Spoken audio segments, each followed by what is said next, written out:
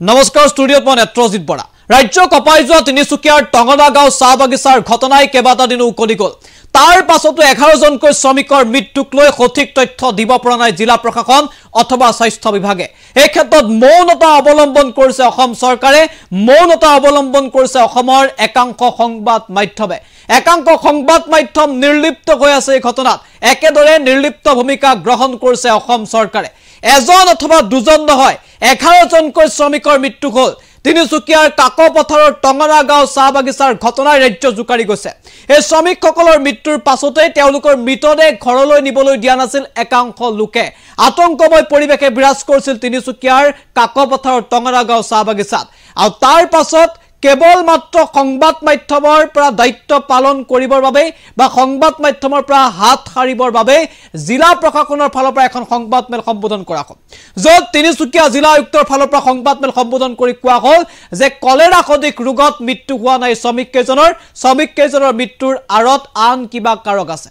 জিলা আয়ুক্ত গৰাকীৰ মতে মাদক দ্ৰব্য সেৱন অথবা উচ্চ ৰক্তচাপ জনিত কাৰণতে মৃত্যু হৈছে এই শ্ৰমিককেইজনৰ কিন্তু কিহৰ বাবে এই শ্ৰমিককেইজনৰ মৃত্যুৰ সঠিক তথ্য দিব পৰা নাই তিনিচুকীয়া জিলা প্ৰশাসনে প্ৰশ্ন উত্থাপন হৈছে সমগ্ৰ ঘটনাক গাপ দিবলৈ চেষ্টা চলোৱা হৈছে নেকি যি আতংকময় পৰিৱেশে তিনিচুকীয়াৰ টঙনা গাঁও চাহ বাগিচাত বিৰাজ কৰিছে সেই আতংকময় পৰিৱেশ নিয়ন্ত্ৰণ কৰাত জিলা প্ৰশাসন ব্যৰ্থ হৈছে নেকি জনতাক সচেতন কৰা জিলা প্ৰশাসন ব্যৰ্থ হৈছে নেকি এই শ্ৰমিককেইজনৰ মৃত্যুৰ প্ৰকৃত কাৰণ কি তাক জানিবলৈ জনতাক দিয়া হোৱা নাই নেকি এই সমগ্ৰ ঘটনাক এক প্ৰকাৰৰ গাপ দিবলৈ চেষ্টা চলাইছে নেকি জিলা প্ৰশাসনে আৰু জিলা প্ৰশাসনৰ নিজৰ দায়িত্ব জ্ঞানহীনতা থাকিবৰ বাবে নিজৰ বিফলতা থাকিবৰ বাবে এই ঘটনাক গাপ দিবলৈ চেষ্টা চলোৱা হৈছে নেকি ইতিমধ্যে জিলা আয়ুক্ত গৰাকীৰ ফালৰ পৰা কোৱা হ'ল যে ICMRত নমুনা পৰীক্ষা কৰাৰ পাছত স্পষ্ট হ'ল যে তেওঁলোকৰ কলেৰা নহয় যদি সঁচাকৈ ICMRত নমুনা পৰীক্ষা কৰা হৈছিল তাৰ তথ্য ৰাজহুৱা কৰাৰ এতিয়া দাবী উত্থাপন হৈছে বিভিন্ন প্ৰান্তত কাৰণ এজন অথবা দুজন নহয় 11 জনকৈ শ্ৰমিকৰ মৃত্যু হৈছে আৰু এই শ্ৰমিকসকলৰ মৃত্যুৰ কাৰণ জনাটো দায়িত্ব সকলোৰে কাৰণ এজন দুজন মৰা হলে বা এজন দুজনৰ মৃত্যু হোৱা হলে ক'বলগীয়া নাথাকিলহেঁতেন কিন্তু 11 জনকৈ শ্ৰমিকৰ মৃত্যু হ'ল তাৰ পাছত সংবাদ মেলত কেৱল জিলা আয়ুক্তই সন্দেহৰ আঙুলি টোৱালে যে উচ্চ ৰক্তচাপ জনিত কাৰণত মৃত্যু হ'ব পাৰে সন্দেহৰ আঙুলি টোৱালে মাদক দ্ৰব্য সেৱনৰ বাবে মৃত্যু হ'ব পাৰে সন্দেহৰ আঙুলি টোৱালে যে তেওঁ কিবা খাদ্যত বিষক্ৰিয়া হ'ব পাৰে কিন্তু সঠিক তথ্য এতিয়াও জিলা প্ৰশাসনে দিব পৰা নাই কিহৰ বাবে জিলা প্ৰশাসনে সঠিক তথ্য দিয়াত ব্যৰ্থ হৈছে কোনোবাখিনি স্বাস্থ্য বিভাগ বা জিলা প্ৰশাসনৰ বিফলতা ঢাকিবৰ বাবে এনে ধৰণৰ কাণ্ড সংঘটিত কৰা হৈছে নেকি সেয়াও এই মুহূৰ্তত প্ৰশ্ন উত্থাপন হৈছে কেৱল সেয়াই নহয় এই বাতৰি এনিটক্সত সম্প্ৰচাৰ হোৱাৰ পাছত এতিয়া ৰাজ্যজুৰি ব্যাপক প্ৰতিক্ৰিয়াৰ সৃষ্টি হৈছে অসমৰ একাংশ মূলসূত্ৰী সংবাদ মাধ্যমে এই বাতৰিটো যি ধৰণে প্ৰকাশ কৰিব লাগিছিল কৰা নাই আৰু তাৰ পাছতে বাতৰি এনিটক্সত সম্প্ৰচাৰিত হৈছিল সম্প্ৰচাৰ হোৱাৰ পাছতে ৰাজ্যজুৰি চৰ্চা আৰম্ভ হৈছে বিভিন্নজনে প্ৰতিক্ৰিয়া প্ৰকাশ কৰিছে সেয়াও আমি শুনাম কিন্তু এই মুহূৰ্তত কেইবাটাও প্ৰশ্ন আমাৰ মনত উদয় হৈছে আৰু সেই সমূহ প্ৰশ্ন এই মুহূৰ্তত আমি আপোনালোকলৈ আগবঢ়াইছো গুৰুত্বপূৰ্ণ খবৰ আমি এই মুহূৰ্তত জনাই আছো কাৰ ভুলৰ বাবে প্ৰাণ হেৰুৱালে 11 জনকৈ লোকে নিশ্চিতভাৱে একমাত্ৰ এটা ডাঙৰ খবৰ 11 জনকৈ লোকৰ মৃত্যু হৈছে কেনেকৈ টঙনা চাহ বাগিচাৰ 11 শ্ৰমিকৰ মৃত্যু হ'ল কি আজিৰ দিনটোৰ সবাতোকৈ ডাঙৰ প্ৰশ্ন পৰিয়ালৰ মতে কলেৰা সদৃশ ৰোগত মৃত্যু হ'ল শ্ৰমিককেইজনৰ এয়া পৰিয়ালৰ অভিযোগ কিন্তু তাৰ বিপৰীতে জিলা প্ৰশাসনৰ মতে অন্য কাৰকতে এই 11 জন শ্ৰমিকৰ মৃত্যু হৈছে তিনিচুকীয়া জিলা প্ৰশাসনে ঘটনাক গাপ দিবলৈ চেষ্টা চলোৱাৰ এতিয়া অভিযোগ উত্থাপিত হৈছে 11 জন শ্ৰমিকৰ মৃত্যুৰ সঠিক তথ্য নাই প্ৰশাসনৰ হাতত কিয় নাই সেয়াও এই মুহূৰ্তত ডাঙৰ প্ৰশ্ন কেৱল সন্দেহৰ ভিত্তিত সংবাদ মেল আয়োজন কৰিছে জিলা আয়ুক্তই সংবাদ মেলত মন্তব্য আগবঢ়াইছে জিলা আয়ুক্তই 11 জন শ্ৰমিকৰ মৃত্যু এতিয়াও ৰহস্যৰ আৱৰ্তত আছে তাৰ সঠিক তথ্য জিলা প্ৰশাসনে দিব পৰা চৰকাৰ প্ৰশাসনৰ বিৰুদ্ধে এতিয়া গুৰুত্বহীনতাৰ অভিযোগ উত্থাপিত হৈছে যি ধৰণে গুৰুত্ব দিব লাগিছিল বিষয়টোক গুৰুত্ব নিদিয়াৰ অভিযোগ একে সময়তে ICMRৰ পৰীক্ষাৰ তথ্য ৰাজহুৱা কৰাৰ দাবী উত্থাপন হৈছে 11 জন শ্ৰমিকৰ মৃত্যুক লৈ নিৰ্লিপ্ত মূলসূত্ৰীৰ একাংশ সংবাদ মাধ্যম সেয়া এই মুহূৰ্তত ডাঙৰ খবৰ শ্ৰমিকৰ মৃত্যুৰ বাতৰি সম্প্ৰচাৰ নহল একাংশ সংবাদ মাধ্যমত শ্ৰমিকসকলক এলাগি কৰাৰ অভিযোগ উত্থাপিত হৈছে জিলা প্ৰশাসন চৰকাৰ আৰু সংবাদ মাধ্যমৰ বিৰুদ্ধে 11 জন শ্ৰমিকৰ মৃত্যু হৈছে যি ধৰণে সংবাদ মাধ্যমে এজন ব্যক্তিৰ মৃত্যু হলে গুৰুত্ব সহকাৰে বাতৰি সম্প্ৰচাৰ কৰে ধাৰাবাহিকভাৱে বাতৰি সম্প্ৰচাৰিত হয় কিন্তু এজন দুজন 11জনকৈ শ্ৰমিকৰ মৃত্যু হোৱাৰ পাছতো যি ধৰণে এই বিষয়টোৱে গুৰুত্ব পাব লাগিছিল অসমৰ প্ৰেক্ষাপটত সেয়া গুৰুত্ব পোৱা নাই নিমাত হৈ আছে অসমৰ স্বাস্থ্য মন্ত্ৰী মৌনতা অৱলম্বন কৰিছে অসম চৰকাৰে মৌনতা অৱলম্বন কৰিছে একাংশ মন্ত্ৰী বিধায়কে যি ধৰণে বিষয়টো গুৰুত্ব দিব লাগিছিল কাৰণ এজন দুজন নহয় 11জনকৈ লোকৰ মৃত্যু হৈছে যি ধৰণে জিলা প্ৰশাসনে গুৰুত্ব দিব লাগিছিল তাক গুৰুত্ব দিয়া দেখা পোৱা নাই কেৱল মাত্ৰ তিনিচুকীয়া জিলা আয়ুক্তগৰাকীৰ দায় কৰা মন্তব্য তেওঁ কেৱল সন্দেহৰ ভিত্তিত সংবাদমেল সম্বোধন কৰিছে কিন্তু কিহৰ বাবে মৃত্যু হ'ল তাৰ সঠিক তথ্য তেওঁ এতিয়ালৈকে দিব পৰা তেওঁৰ মতে ICMRৰ যি প্ৰতিবেদন সেই প্ৰতিবেদনৰ স্পষ্ট হৈছে যে কলেৰা ৰোগত তেওঁলোকৰ মৃত্যু হোৱা নাই যদি সঁচাকৈয়ে ICMRৰ প্ৰতিবেদন সেয়া স্পষ্ট হৈছে তেতিয়াহ'লে সেয়া ৰাজহুৱা কৰাৰ দাবী উত্থাপন হৈছে এনিটকছৰ বাতৰি সম্প্ৰচাৰ হৈছিল আৰু সম্প্ৰচাৰ হোৱাৰ পাছতে ইতিমধ্যে আম আদমি পাৰ্টিৰ ৰাজ্যিক উপ সভাপতি মনোজ থানৰ ফালৰ পৰা প্ৰতিক্ৰিয়া প্ৰকাশ কৰা হৈছে আৰু তেওঁৰ ফালৰ পৰা জনোৱা হৈছে যে জিলা প্ৰশাসনৰ ওপৰত তেওঁ দাবী উত্থাপন কৰিছে যে এই প্ৰতিবেদন ৰাজহুৱা কৰিব লাগে কিহৰ বাবে মৃত্যু হ'ল তাৰ স্পষ্ট তথ্য জিলা প্ৰশাসনে ৰাজহুৱা কৰিব লাগে এই মুহূৰ্তত আপ অসমৰ ৰাজ্যিক উপ সভাপতিগৰাকীৰ মন্তব্য আগবঢ়াইছিল তাৰ পাছতে আমি জিলা আয়ুক্তৰ মন্তব্য শুনাম যে কি কৈছিল সংবাদ মেলত বৃহস্পতিবাৰৰ দিনটোত সেয়া আমি শুনাম এই মন্তব্য এই মুহূৰ্তত আগবঢ়াইছো নমস্কাৰ টংগনা চাহ বাগিচাৰ যি 11জন শ্ৰমিকৰ কলেৰাৰ কাৰণে যি মৃত্যু হৈছে বুলি ইতিমধ্যে সংবাদ মাধ্যমৰ জৰিয়তে আমি গম পাইছোঁ এই অত্যন্ত দুৰ্ভাগ্যজনক আখ্যা দিবলৈ বিচাৰিছোঁ আৰু তাৰ লগে লগে আজি আমি জিলা প্ৰশাসনৰ তৰফৰ পৰা এটা প্ৰেছ বিবৃতিৰ জৰিয়তে ইতিমধ্যে গম পাইছোঁ যে এই 11জনৰ মৃত্যু কলেৰাৰ কাৰণে নহয় বৰঞ্চ অন্য কিবা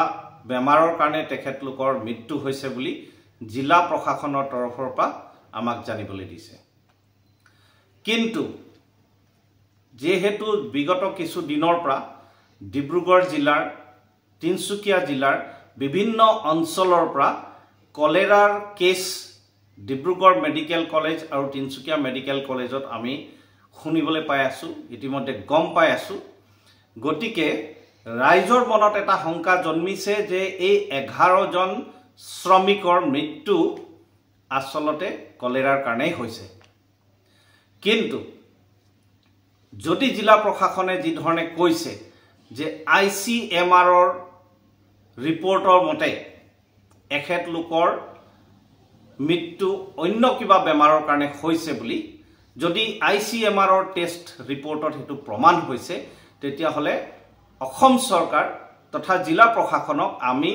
আহ্বান জনাইছোঁ যে এই টেষ্ট ৰিপৰ্টসমূহ ৰাজহুৱা কৰিব লাগে যাতে ৰাইজৰ মনত এই শংকাটো দূৰ হয় অন্যথা এনে ধৰণৰ এটা অমানৱীয় ঘটনা বুলি কম কাৰণ স্বাস্থ্য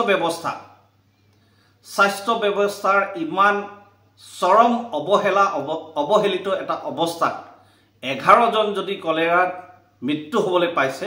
সেইটো সঁচাকৈ বহুত চিন্তনীয় বিষয় হয় গতিকে ৰাইজৰ মনৰ এই শংকাটো দূৰ কৰাটো উচিত ICMRৰ টেষ্টত যদি এই 11জন শ্ৰমিকৰ মৃত্যু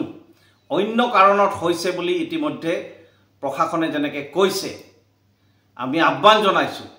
এই ICMRৰ টেষ্ট ৰিপৰ্টটো ৰাজহুৱা কৰিব লাগে যাতে ৰাইজৰ মনত কোনো শংকা নাথাকে আৰু যদি কোনো ব্যক্তি ইয়াত জড়িত আছে কাৰোবাৰ গাফিলতি জড়িত আছে তেতিয়াহ'লে প্ৰশাসন অসম চৰকাৰে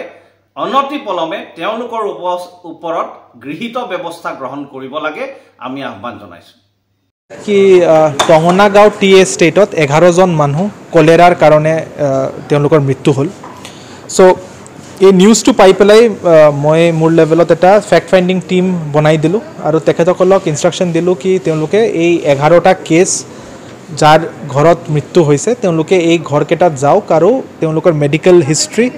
আৰু ঘৰৰ মানুহৰ লগত কথা পাতি পেলাই কজ অফ ডেথটো এছাৰ্টেইন কৰক so' accordingly the fact finding team যিটো আমি কনষ্টিটিউট কৰিছিলোঁ তেখেতসকলে 11টা ঘৰত গ'ল আৰু এই 11টা ঘৰৰ 9টা কেছত তেওঁলোকৰ ভমিটিঙো নাছিল লুজ ষ্টুলো নাছিল 2টা কেছত ভমিটিং আৰু লুজ ষ্টুলৰ সিম্পটমছ আছিলে but they also had liver related problems so finally conclusion এটু মোক রিপোর্ট যেটু দিছে ফ্যাক্ট ফাইন্ডিং টিমে তার মতে main reasons are hypertension leading to stroke আৰু liver cirrhosis so cholera related death information যেটু আহিছিলে এটু আনসাবস্টেন্সিয়েটেড এটু কোনো মেরিট নাই এই ইনফরমেশনটো আৰু সেকেন্ডলি যোন মানুহে ডায়ৰিয়াৰ কমপ্লেইন্ট কৰিছিলে 12-13 তাৰিখ মেৰ তেওঁলোকৰ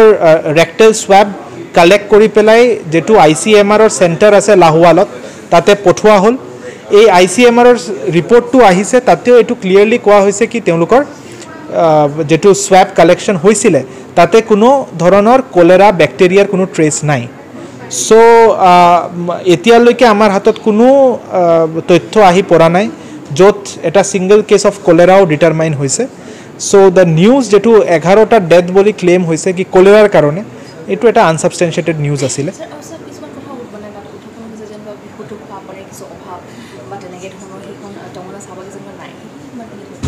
হ্যাঁ তাতে এটা জেজেম স্কিম চলি আছে বাট এটু অনগোয়িং স্ট্যাটাসত আছে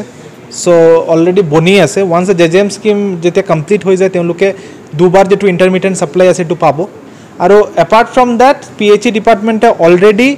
গুটেকেটা ওয়াটাৰ সাপ্লাই সিস্টেম টি গাৰ্ডেনৰ যেটু আছে এটু আৰু দমকল যিকেটা আছে গুটেকেটা ডিসইনফেক্ট কৰিলে আৰু কন্টিনিউয়াস আইডিএসপি টিম যেটু infectious disease surveillance programme team আছে আৰু পিএইচই ডিপাৰ্টমেন্ট হেলথ ডিপাৰ্টমেন্টে এৰিয়াটো মনিটৰ কৰি আছে